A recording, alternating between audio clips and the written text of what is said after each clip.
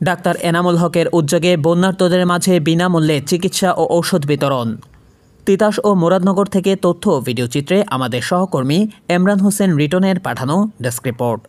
তিতাস ও মুরাদনগরের বন্যার্ত মানুষের জন্য বিনামূল্যে মেডিকেল চেকআপ, চিকিৎসা সেবা ও প্রয়োজনীয় ঔষধ বিতরণ করেছে বৃহত্তর কুমিল্লা সমিতির সভাপতি ডাক্তার এনামুল হকের উদ্যোগে। 31 আগস্ট শনিবার উপজেলার বন্যা কবলিত মানুষের জন্য বিভিন্ন আশ্রয়নে এ চিকিৎসা সেবা ও বিনামূল্যে ঔষধ সরবরাহ করা হয়।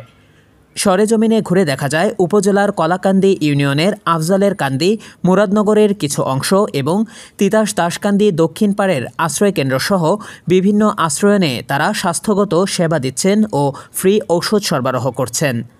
বৃহত্তর কুমিল্লা সমিতির সভাপতি ডাক্তার এনামুল হকের ব্যক্তিগত উদ্যোগে বিশেষজ্ঞ ডাক্তার এবং পল্লী চিকিৎসক মোহাম্মদ শাহাদাত ইসলাম মেঘনা, হোমনা মেঘনা ডায়াগনস্টিক সেন্টার এর senior nurse Lopa Akter, Homna Asia হাসপাতালের সিনিয়র নার্স কামরুল নাহার তিতাস ও মুরাদনগর উপজেলার বিভিন্ন গ্রামে ফ্রি চিকিৎসা সেবা ও ঔষধ সরবরাহ করছে।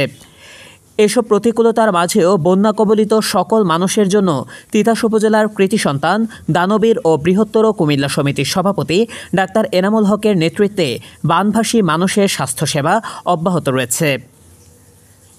প্রিয় দর্শক, এই ছিল এখনকার সংবাদে। আমাদের পরবর্তী সংবাদ দেখার আমন্ত্রণ রইল।